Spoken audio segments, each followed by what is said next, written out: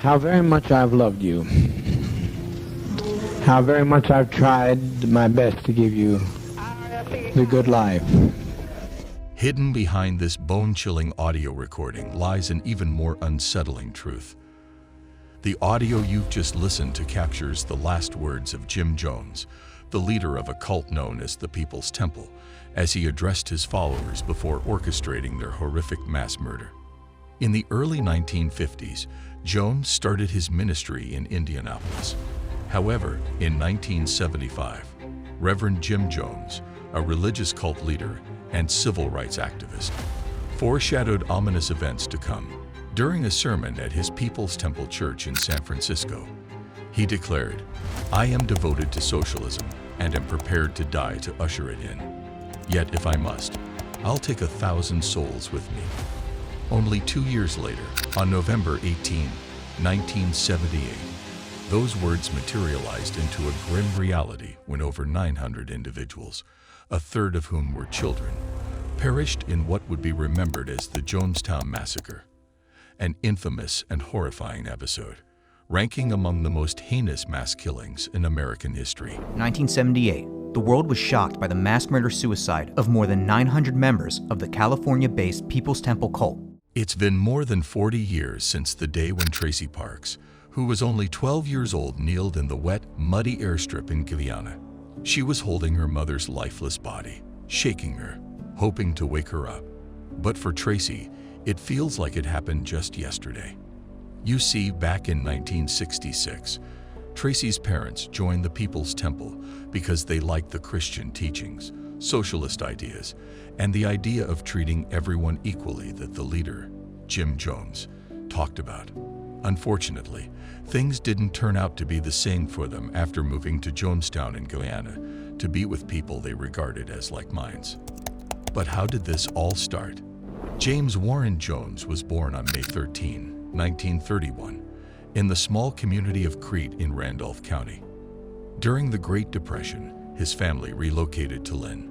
Jones began his college education at Indiana University, later graduating from Butler University and receiving ordination from the Disciples of Christ. After affiliating with various churches in Indianapolis, Jones established his own congregation in 1955.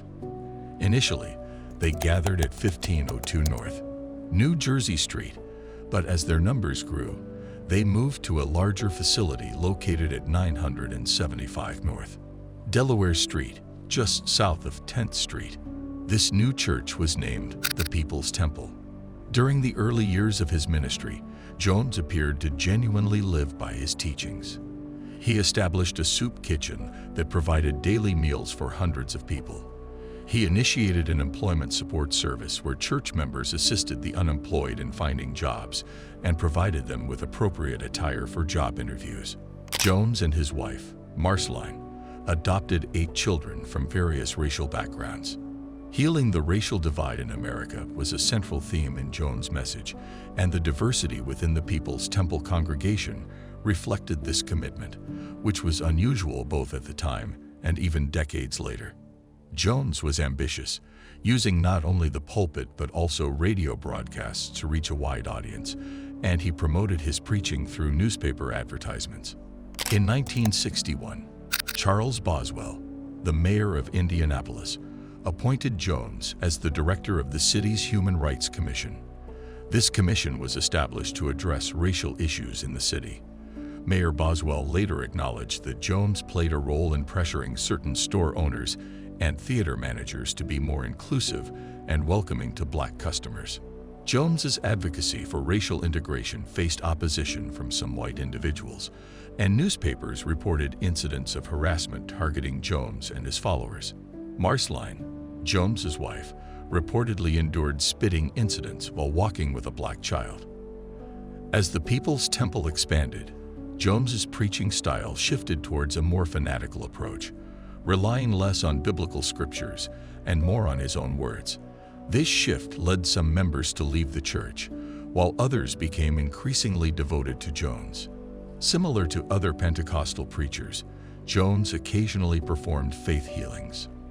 Initially, these healings were centered on strengthening a person's faith and reducing their pain. However, over time, Jones allegedly claimed to remove cancerous tumors from people's mouths in front of the congregation. According to a former temple member, these tumors were actually chicken livers that Jones concealed, akin to a magician producing a coin from a child's ear. Whatever may have driven Jones initially in his ministry had transformed into a conscious deception. During the years preceding the People's Temple's departure from Indianapolis to California, Jones was frequently absent. He spent a significant amount of time in Brazil, where the church supported mission work. However, he also held a belief that the world was on the brink of a nuclear holocaust, given the intense missile buildup between the U.S. and the Soviet Union during the early 1960s. Jones was particularly interested in Brazil because he had heard it was one of the safer places to survive in case of a nuclear conflict. Upon returning to Indianapolis, Jones informed his congregation about their impending move, though not to South America at that time. In 1965, Jones and 145 Indianapolis residents departed Indiana on buses.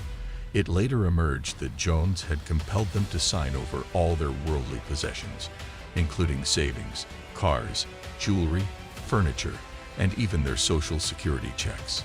Although few owned their own homes, they relinquished everything to him. In 1972, Carolyn Pickering, a reporter from the Indianapolis Star, began investigating the stories of families affected by Jones's influence. The Star published a series that year, detailing claims of brainwashing, intimidation, and the continuous flow of money and property. Pickering delved into local records, revealing that Jones owned numerous properties in Indianapolis, some in his name and others under the names of his wife, mother, or incorporated business entities. Although several news organizations reported on these issues, none of the exposes seemed to have a significant impact. Jones, now 41 years old, had become highly adept at manipulating and controlling people. In 1977, Jones, who declared himself the Messiah to his devoted followers, guided them to an isolated jungle in Guyana, where they established a community known as Jonestown. He presented this place as an agricultural settlement abundant in food, free from mosquitoes or snakes, and boasting a consistently pleasant climate of 72 degrees Fahrenheit each day. Separated them from their families back in San Francisco. At that moment, they could no longer say no. In Guyana, there were reports of horror, sex, faith healing, preaching that lasted for hours, and alleged abuse of members. There were also tales of healings that were faked, beatings, mass hypnosis, and intimidation of members. All of this led to a very sad series of events.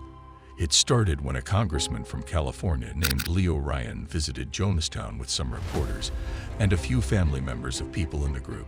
They came because they heard about how the leader, Jones, was not treating people well. One of Ryan's friends, who used to be in the group, couldn't get in touch with their family there. Also, a lady named Deborah Layton Blakey, who used to work with Jones, went to the American embassy and told them all about what was happening in Jonestown. Meanwhile, Jones had been getting his followers ready for weeks. He told them what to say to Congressman Ryan and the reporters, even though they were very hungry. He had his closest helpers practice with everyone, teaching them to say they had good food like lamb, steak, and chicken every day. They practiced this story every single day. Congressman Ryan believed the rehearsed answers and thought the people in Jonestown were happy. But as they were getting ready to leave, someone secretly gave a note to Ryan's helper, asking for help. This caused a lot of trouble because they were not supposed to talk to Ryan, his group, or the reporters. When Jones found out about the note, he told Ryan's group to leave, and he could see that everything he had pretended to be was falling apart. In the end, Ryan decided to take 15 members of the People's Temple back to the United States. 2 planes came to take them, but just as they were about to get on the planes, a tractor pulling a trailer showed up. Men got out of the trailer and started shooting at the people who were about to get on the planes.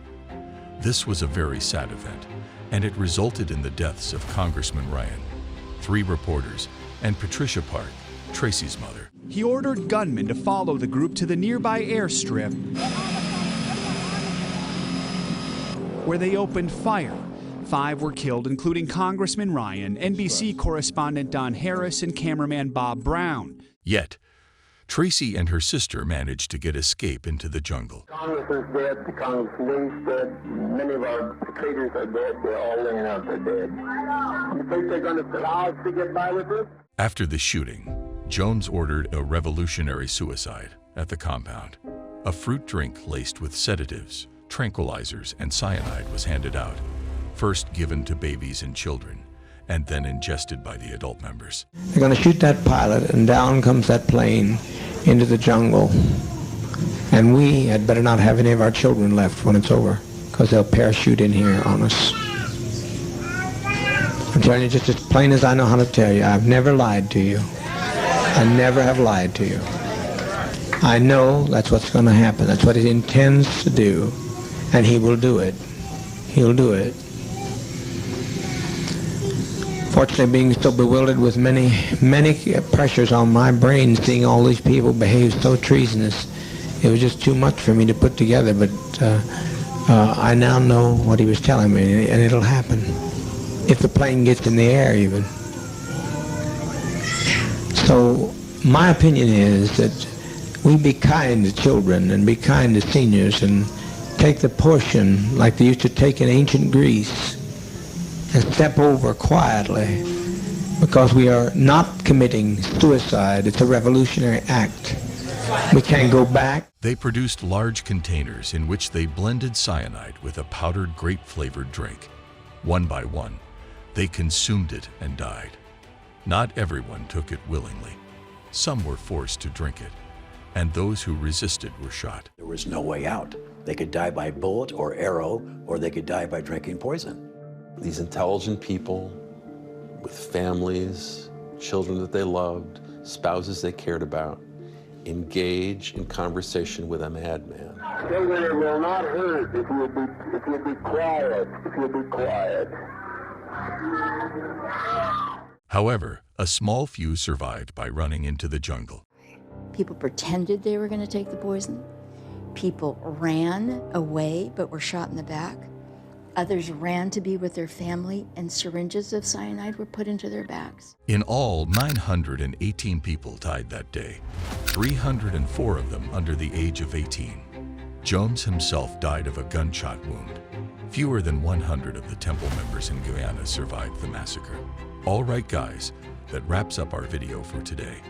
If you enjoyed watching this, please do well to give us a thumbs up and hit the subscribe button for more.